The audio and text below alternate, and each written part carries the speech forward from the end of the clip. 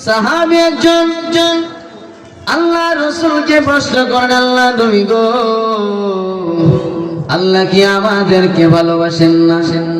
আল্লাহ নবী বলেন, সাহাবী রে, পৃথিবীতে সব থেকে সন্তানের জন্য দরদি হইল তার মা।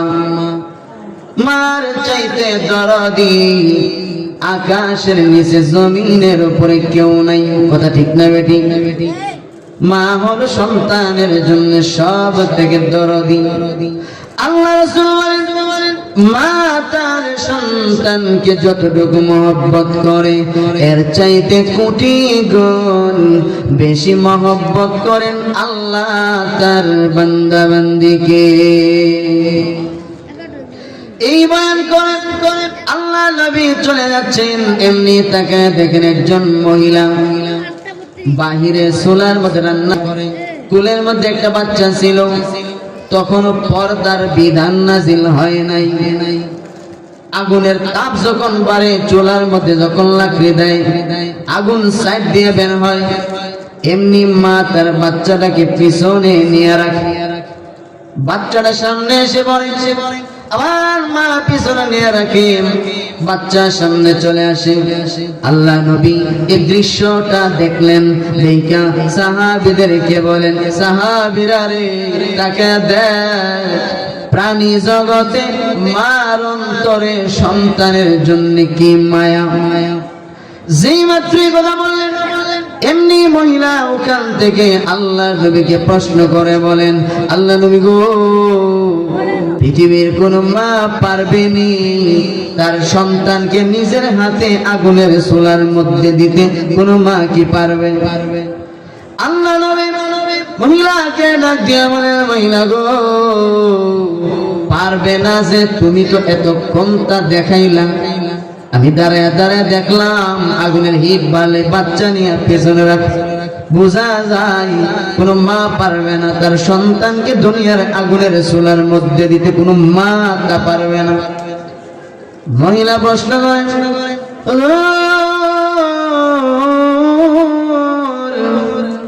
পৃথিবীর কোন মা পারবে না তার নিজের সন্তানকে আগুনের চুলার মধ্যে দিতে? আমিও জানি আপনিও এই কথা বলতেছেন। আল্লাহ নবী গো, আল্লাহ তাআলা মার চাইতে কোটি কোটি গুণ বেশি দয়ালু। আল্লাহ রহমানুর রহিম, এত দয়ালু, এত পরম করুণাময় আল্লাহ হইয়া কেমনে গো তার বান্দা বান্দিকে, গুনাহগার বান্দা বান্দিকে কেমনে জাহান্নামের কঠিন চুলাই দিবে? কঠিন এক প্রশ্ন করে বসে, হুজুর আমি পারি না। কোন মাই পারবে না তার সন্তানকে নিজের হাতে আগুনের চুলাই দিতে, পারতো না মা। মার থেকে আল্লাহ কোটি কোটি গুণ বেশি দয়ালু। তাহলে আল্লাহ কেমনে গো তার গুনাহগার বান্দা বান্দিকে জাহান্নামের কঠিন চুলাই দিব? আল্লাহ কেমনে দিব? প্রশ্ন কঠিন না? কথা বুঝেন না? কথা বুঝতেছেন? কঠিন প্রশ্ন করছে না? বিশ্ব নবী নিচের দিকে তাকাইয়া চোখের পানি ছেড়ে দিয়া কান্দে, খোদা গো,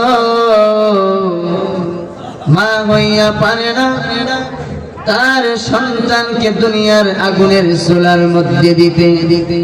আর তুমি রহমান, তুমি রহিম হইয়া কেমনে গো তোমার বান্দা বান্দিকে জাহান্নামের কঠিন চুলাই দিবা?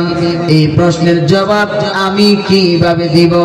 আমি তো এর জবাব দেওয়ার কথা না, আমি কিভাবে প্রশ্নে উত্তর দিব? আল্লাহ নবী নিচের দিকে তাকাইয়া যখন কান্না শুরু করলেন, এমনি আল্লাহ জিব্রাইলকে ডাক দিয়া বলেন, জিব্রাইল রে, যেই নবীর খাতিরে আমি আল্লাহ তামাম দুনিয়া বানাইলাম, আসমান জমিন বানাইলাম, এমনকি আমি আল্লাহ আমার রবুবিয়ত প্রকাশ করলাম, আমি আল্লাহ ছিলাম গোপন, আমি আল্লাহ নিজেরে প্রকাশ করতে গিয়া বন্ধু মুহাম্মদকে বানাইলাম। জিব্রাইল ওই নবী প্রশ্নবিদ্ধ হইয়া নিচের দিকে তাকাইয়া চোখের পানি ছেড়ে দিয়ে কানলে, যারে জিব্রাইল যাও প্রশ্নের জবাব জানা দাও, আমার বন্ধুর কানে কানে গিয়ে সালাম দাও, আর এই মুহূর্তে তারে প্রশ্নের জবাব জানাইয়া দাও। জিবরাইল এসে বলেন, ইয়া রাসূলুল্লাহ,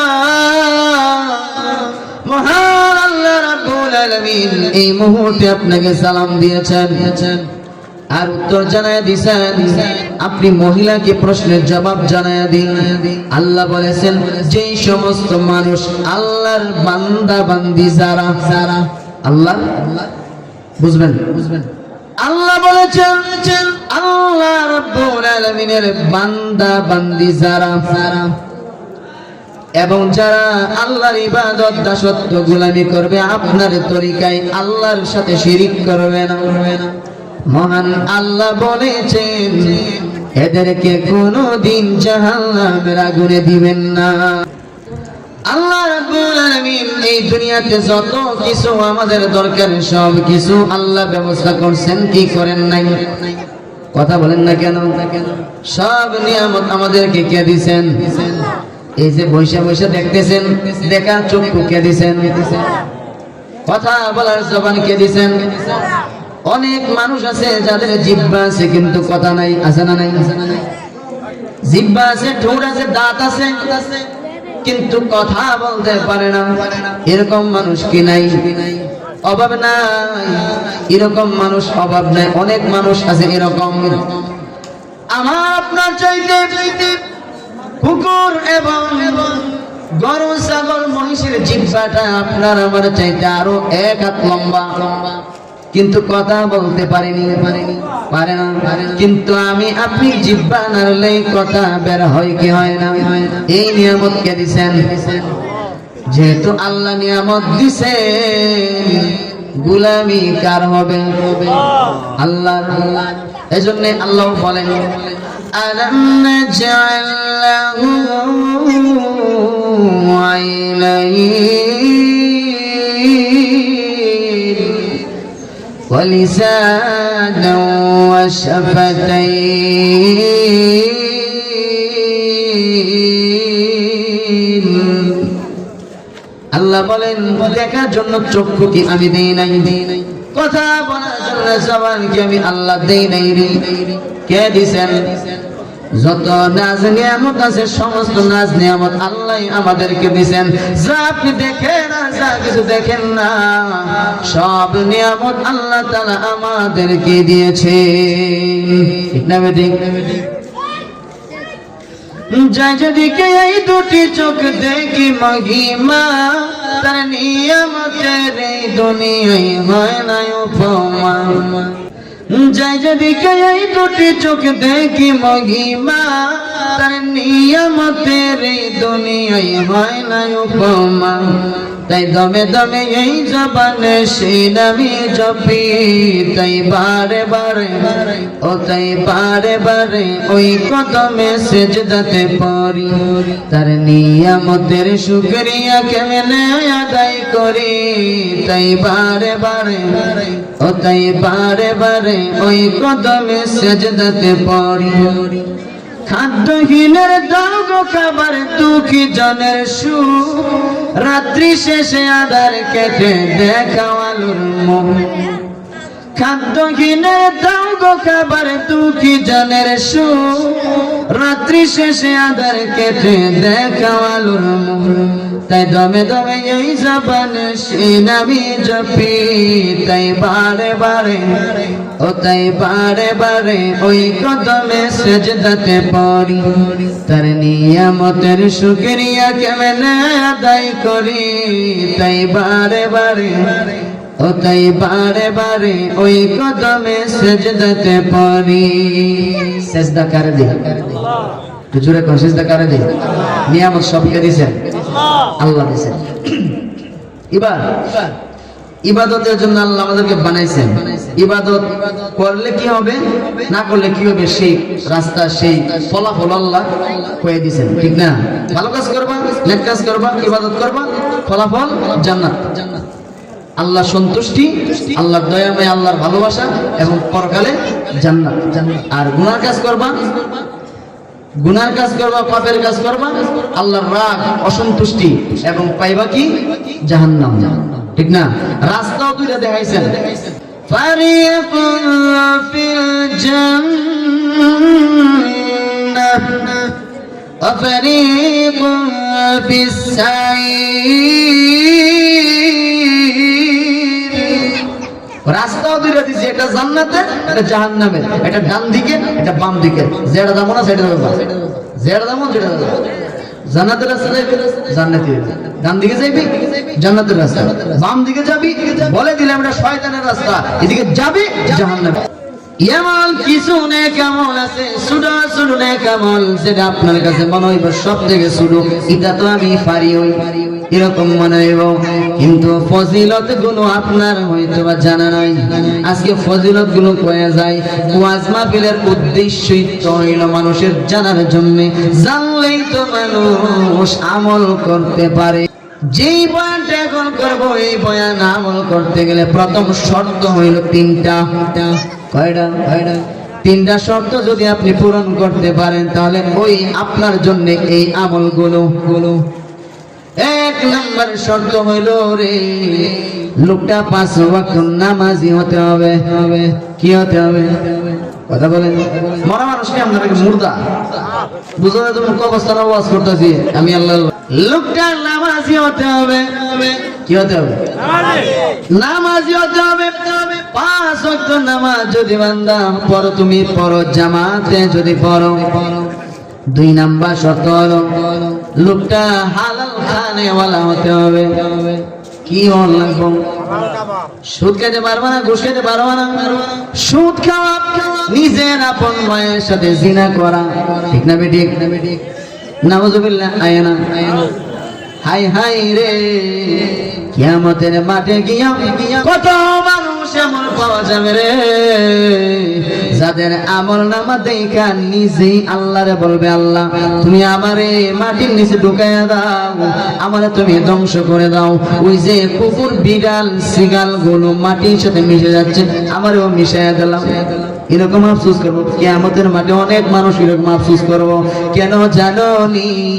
আমল নামার মধ্যে গিয়া দেব লেখা আছে, আমল নামার মধ্যে লেখা নিজের আপন মায়ের সাথে জিনা সে করেছে। জিজ্ঞেস আল্লাহ, আমি তো আমার মার সাথে এরকম কাজ করছি না। সুদ খাইছিলে, যে সুদ দেখাইছিলে, বুঝলাম না। সুদ খাইবে একটি, আপন মায়ের সাথে জিনা করার সময় গুনাহ লেখা হইব।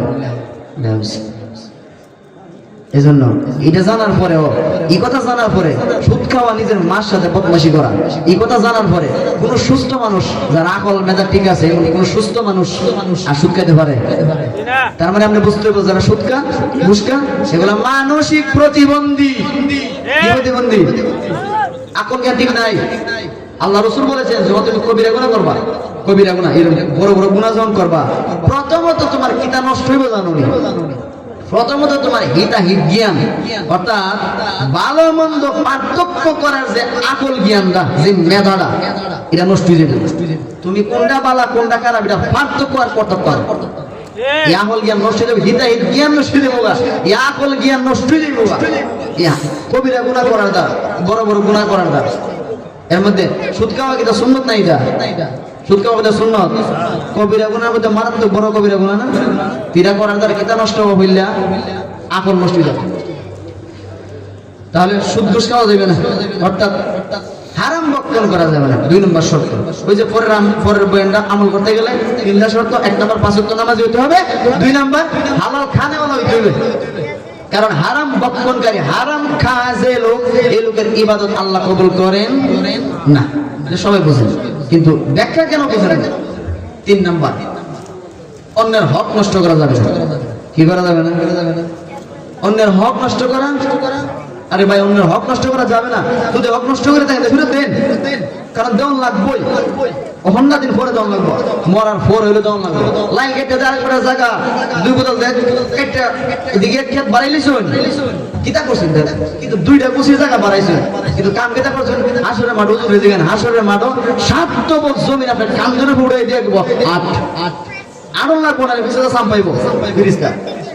কিতা করছেন কিতা দেন আর এই যে জায়গা বড় করে দিয়ে মেরে গেছেন গিয়া সন্তান দিতে বুক করবো লাভ হয়েছে কিতা ফিটা তো 1 লাখ কবর আপনি খাইবেন কবর ফিটা কেটে খাইব কবর তো ফিটা আপনি খাইবেন এইরকম গাঁজা কেটা হতে পারে যে নিজে এই পরের জায়গা দখল করিয়া সন্তানরা দিয়ে গেল আর বুক দখল করে খাইলো ফিটা কবর 1 লাখ খাইব এই ধরনের কমাত কল কেটা হইতে পারে এজন্য পরকালে দেওয়া লাগবো এখন না দিন পরকালে দেওয়া লাগবো এজন্য আগে ভাগে দিলেন ভাইয়ের হক নষ্ট করছেন বোনের হক নষ্ট করছেন ফেরত দেন দিয়ে মাপ নেন নিয়া আমল শুরু করুন তাহলে 3টা 1 নম্বর 5 ওয়াক্ত নামাজি হতে হবে 2 নম্বর হালাল খাইতে হবে 3 নম্বর পরের হক নষ্ট করা যাবে না এই যদি হন আপনি তাহলে আপনার জন্য এখন থেকে বয়ান 1 নম্বর 5 ওয়াক্ত নামাজ জামাত আদায় করার পরে বান্দা তুমি ফাঁকে ফাঁকে কিছু আমল করো কারণ আল্লাহ যে কোরআনে বলেছেন আল্লাহ আমাদেরকে কেন বানাইছেন মূল কারণটা আল্লাহ যে কোরআনের মধ্যে বলেছেন মা খালাকাতুল জিন্না ওয়াল ইনসা ইল্লা লিয়াবুদুন আল্লাহ যে বলেছেন জীবনের প্রতিটা মুহূর্তে আমি আল্লাহর দাসত্ব গোলামির জন্য বানাইছি প্রতিটা মুহূর্তে আল্লাহর ইবাদত করা সম্ভব সম্ভব যে জানে এ বুঝে যে সম্ভব কারণ আপনি জানেন না এজন্য আপনার কাছে সম্ভব মনে হয় না আমি আপনাকে বোঝাইয়া দেয়া যাই 1 নাম্বার আল্লাহ রাসূল বলেছেন ফজরের নামাজ যদি জামাতে পড়ো যোহর যদি আবার জামাতে পড়ো মাঝখান দিয়া এই যে লম্বা সময়টা আছে এই সময়টা আল্লাহ তাআলা গুনার কোন কাজ যদি কবিরা গুনার কাজ হারাম কোন কাজ যদি বান্দা তুমি না করো এই সময়টা আল্লাহ তাআলা তোমার আমলনামার মধ্যে লিখে দিবেন তুমি বান্দা আল্লাহর নফল ইবাদতের মধ্যে ছিলে অর্থাৎ ফজর থেকে জোহর পর্যন্ত মাঝখানে লম্বা টাইমটা আল্লাহ আমলনামায় লিখে দিব তুমি নেক কাজে ছিলা নফল ইবাদতে ছিলা অথচ তুমি খেত কাম করছো অথচ তুমি রিকশা চালাইছো অথচ তুমি গাড়ি ড্রাইভারি করছো কিন্তু আমলনামায় কি তা লিখতেছে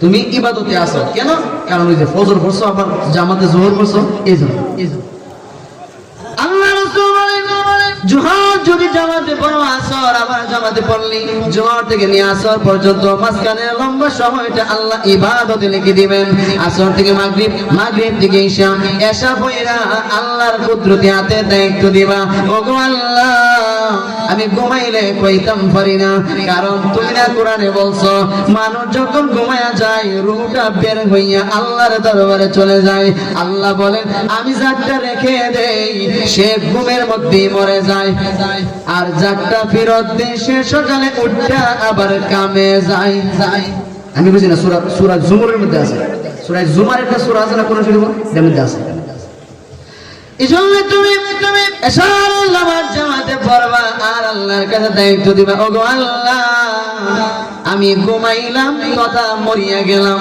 কারণ ঘুমের সময় যে দোয়াটা পড়ি দোয়াটা কেউ পারেননি কোন শান্তি আল্লাহুম্মা বিসমিকা আমুতু ওয়া আহইয়া এর অর্থ হলো আল্লাহ আমি কিন্তু মরতেছি আমুতু কইছে আনুমু কইছে না বলে আমি ঘুমাইতেছি কথা কইছে না আমুতু মানে আল্লাহ আমি মরলাম আপনি ঘুমাইতেছেন আর কইতেছেন মরতেছি কেন এর অর্থ হলো ওই যে রুহু বাইরে জায়গা দেয় যদিও দেহের সাথে একটা কানেকশন দেয় যুগ সূত্র তাই কিন্তু রুহু কিন্তু জায়গা আল্লাহ দরবার আল্লাহ যাটা ফিরত দে হে আমার উঠে যাটা ফিরত দেয় না ঘুমের মধ্যেই আরে ভাই জাগলে সকাল আর না জাগলে পরকাল এজন্য আপনি আল্লাহ রাব্বুল আলামিনের কুদরতি হাতে দায়িত্ব দিন আল্লাহ আমি তো মরতেছি ওগো আল্লাহ হায়াত যদি থাকে গো আপনি কিন্তু আমারে ফজর না পড়ায় উঠায়েন না অর্থাৎ আপনি আমারে ফজরের আগে জাগায়া দিয়ে আল্লাহর কুদরতি হাতে দায়িত্ব দিয়ে ঘুমাইলে আল্লাহ বলেন যে আমারে বিশেষ করে আমার কুদরতি হাতে দায়িত্ব দেয় আমানত দেয় আমি আল্লাহ শ্রেষ্ঠ আমানতদার আমি শ্রেষ্ঠ দায়িত্বশীল এজন্য আমার কুদরতি হাতে দায়িত্ব দিবা আমি তোমার জাকামু পেশাবে মুসলমান আরম্ভ হইব করতে না আনলে মশা এমন বেনবেনি কানের কাছে করবো দিবা এক তার মশারে পরবয়া তোমার কান ভর্তি গরম হয়ে যাবো আমি উঠবো ঠিক নেই আমরা দেবো আপনাদের কমর বেতন মিষ্টি ফজর হয়ে যাবো আল্লাহ সেটা বাজে ফজর রক্ত হয়েছে বুঝছেন না? এজন্য তুমি আল্লাহ রাব্বুল আলামিনের কুদরতি হাতে দায়িত্ব দিবা। আল্লাহ তুমি আমারে ফজরের তো জাগায় দিও, আমি ফজরের নামাজটা জামাতে পড়তাম। আল্লাহ রাসূল বলেন এশারের নামাজ যদি জামাতে পড়ো আল্লাহ তাআলা অর্ধেক রাত তুমি আল্লাহর ইবাদতে আসিলা এরকম আমলনামার মধ্যে লিখিয়া দেন। ফজর যখন জামাতে পড়বি রে, আল্লাহর রাসূল বলেন আল্লাহ তাআলা ফেরেশতাদেরকে বলেন, এরে ফেরেশতারা আমার বান্দা ঘুমায়েছে তোরা ঘুমাবি না রে, আমলনামার মধ্যে লিখে দে আমার বান্দা সারা রাত দাঁড়ায় নফল নামাজ পড়েছে। সুবহানাল্লাহ। তাইলে এবার আপনি বলেন আল্লাহ যে বলছেন ওমা খালাকুল জিন্না ওয়াল ইনসা ইল্লা লিয়াবুদুন, মানুষ এবং জিন দুইটা জাতিকে সৃষ্টি করেছি জীবনের প্রতিটা মুহূর্তে আমি আল্লাহর দাসত্ব গোলামির জন্য। কারণ আপনি যদি 5 মিনিটের বয়ান বুঝে থাকেন আপনি বলেন প্রতিটা মুহূর্তে ইবাদতে লেখা হয়েছে না? 24 ঘন্টা 5 ওয়াক্ত নামাজ জামাতে পড়ার জন্য 24 ঘন্টা আমলনামার মধ্যে আপনি ইবাদতে আসলে লিখে দেবেন। এবার শুনুন, 5 ওয়াক্ত নামাজ আপনি জামাতে পড়েন আর মাঝখান দিয়ে পুরা যে সময়টা আছে 24 ঘন্টার ভিতরে অনেক সময় আছে না নাই? 1-1.5 ঘন্টা সময় মাত্র 5 ওয়াক্ত নামাজ পড়তে লাগে। এর বাহিরে যত সময়টা আছে এই সময়টার মধ্যে কিছু ছোট ছোট নফল ইবাদত আছে, এগুলো করেন। যদি করেন গো আমি গ্যারান্টি দিয়ে বলে যাইতে পারি ইনশাআল্লাহ মরার আগে এমন আমল শিখে যাবো রে, মরার আগে রাসূল দেখার নসিব হইব, স্বপ্নে রাসূলুল্লাহর জিয়ারত নসিব হইব, মরার আগে আপনি জান্নাতি সুঘ্রাণ পাইয়া ফেরেশতাদের সালাম পাইয়া বিদায় হইবেন। আমার কথা আল্লাহ কোরআনে কইছে, হুজুরে জিগান ইন্নাল্লাযিনা ক্বালু রাব্বুনাল্লাহ, তোমরা যারা আল্লাহর রব বলে মেনে নিছো, সুম্মাস্তাকামু তাতানাজ্জালু আলাইহিমুল মালায়েকা আল্লা তাখাফু ওয়া লা তাহজানু ওয়া আবশিরু বিল জান্নাহ। আল্লাহ কোরআনে বলেন যদি রব্বিয়তের উপরে যে তোরা যে কইছো ইন্নাল্লাযিনা ক্বালু রাব্বুনাল্লাহ, আমি কিন্তু রব হিসেবে আল্লাহরে মানি, যে কথা কইছো রব্বিয়তের উপরে যদি ইস্তেকামতের সাথে অটল অচল থাকতে পারো, মরার সময় ফেরেশতা পাঠায় সুসংবাদ দিন। ফেরেশতা কাছে গিয়া কইব সালামুন قولا من رب رحيم, রব্বে রহিম আল্লাহ তোমারে সালাম দিছে। ফেরেশতায় সালাম দিলে জান্নাত চোখের সামনে তুলে দাও। জবানের মধ্যে অপশন টাইমে জবানের মধ্যে আপনি চালু রাখেন লা ইলাহা লা ইলাহা ইল্লাল্লাহ জিকির যদি আপনি করেন 1 নাম্বার ফায়দা হবে, 1 নাম্বার লাভ হবে। আল্লাহ তাআলা আপনার ঈমান বাড়ায়া দিবেন, আল্লাহর প্রতি ভয় তাকওয়া অন্তরে বাড়ায়া দিবেন। গুনার কাজ করতে গেলেই আল্লাহর কথা স্মরণ হয়ে যাবে। ফা আইনামা তুওয়াল্লু ফাতাম্মা ওয়াজহুল্লাহ, আমার আল্লাহ কিন্তু আমার সাথে উপস্থিত আছে। এই ভয়ঙ্কর দিকে যাবে লা ইলাহা ইল্লাল্লাহ জিকিরুল্লাহ।